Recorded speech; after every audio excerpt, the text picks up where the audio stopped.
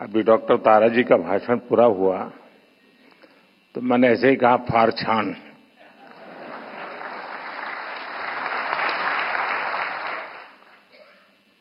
तो उन्होंने मुझे गुजराती में जवाब दिया कि बड़े पर गुजराती आवड़े छे।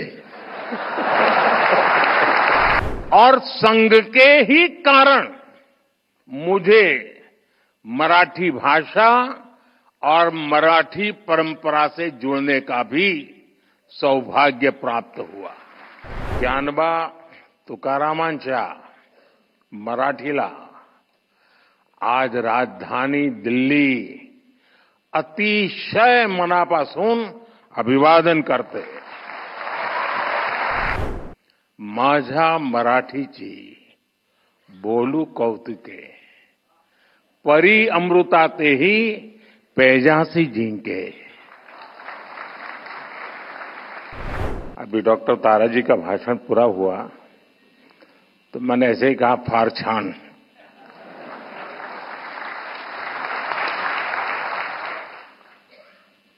तो उन्होंने मुझे गुजराती में जवाब दिया कि बड़े पर गुजराती आवड़े छे।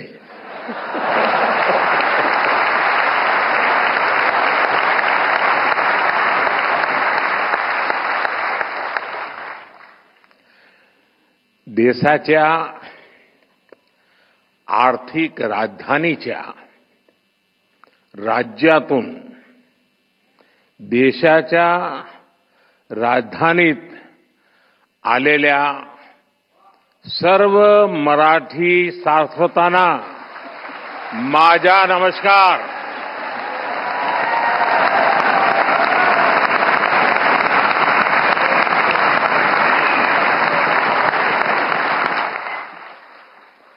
आज दिल्ली की धरती पर मराठी भाषा के इस गौरवशाली कार्यक्रम का आयोजन हो रहा है। अखिल भारतीय मराठी साहित्य सम्मेलन एक भाषा या राज्य तक सीमित आयोजन नहीं है। मराठी साहित्य के इस सम्मेलन में आजादी की लड़ाई की महक है। इसमें महाराष्ट्र और राष्ट्र की सांस्कृतिक विरासत है। ज्ञानबा तुकारामांच्या मराठीला आज राजधानी दिल्ली अतिशय मनापासून अभिवादन करते।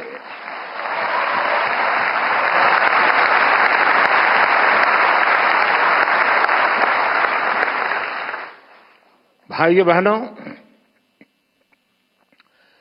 1878 में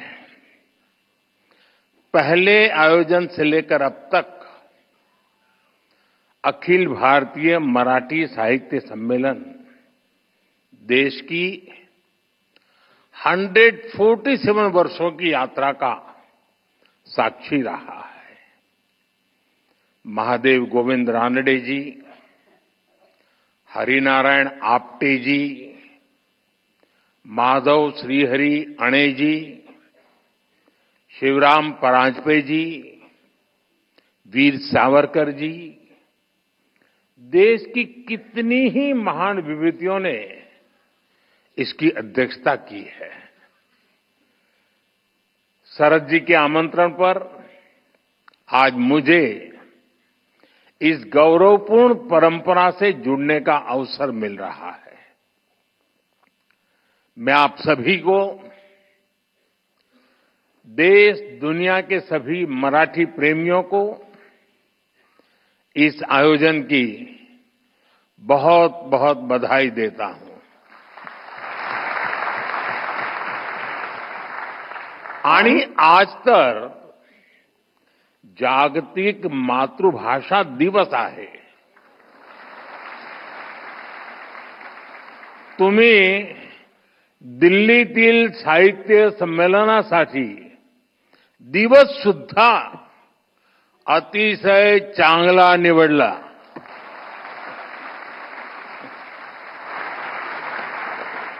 साथियों, मैं जब मराठी के बारे में सोचता हूं तो मुझे संत ज्ञानेश्वर का वचन याद आना बहुत स्वाभाविक है। माझ्या मराठीची बोलू कौतुके, परी अमृता तेही पैजासी जिंके। यानी मराठी भाषा अमृत से भी बढ़कर मीठी है। इसलिए मराठी भाषा और मराठी संस्कृति के प्रति मेरा जो प्रेम है, आप सब उससे भली भांति परिचित है। मैं आप विद्वानों की तरह मराठी में उतना प्रवीण तो नहीं हूं, लेकिन मराठी बोलने का प्रयास, मराठी के नए शब्दों को सीखने की कोशिश मैंने निरंतर की है। साथियों, ये मराठी सम्मेलन एक ऐसे समय हो रहा है जब छत्रपति शिवाजी महाराज के राज्याभिषेक के 350 वर्ष पूरे हुए हैं। जब पुण्य श्लोक अहिल्याबाई होलकर जी की जन्म जयंती के 300 वर्ष हुए हैं और कुछ ही समय पहले बाबा साहब अम्बेडकर के प्रयासों से बने हमारे संविधान ने भी अपने 75 वर्ष पूरे किए हैं। साथियों, आज हम इस बात पर भी गर्व करेंगे कि महाराष्ट्र की धरती पर मराठी भाषी एक महापुरुष ने 100 वर्ष पहले राष्ट्रीय स्वयंसेवक संघ का बीज बोया था। आज ये एक वटवृक्ष के रूप में अपना शताब्दी वर्ष मना रहा है। वेद से विवेकानंद तक भारत की महान परंपरा और संस्कृति को नई पीढ़ी तक पहुंचाने का एक संस्कार यज्ञ राष्ट्रीय स्वयंसेवक संघ पिछले 100 वर्ष से चला रहा है। मेरा सौभाग्य है कि मेरे जैसे लाखों लोगों को आरएसएस ने देश के लिए जीने की प्रेरणा दी है और संघ के ही कारण मुझे मराठी भाषा और मराठी परंपरा से जुड़ने का भी सौभाग्य प्राप्त हुआ।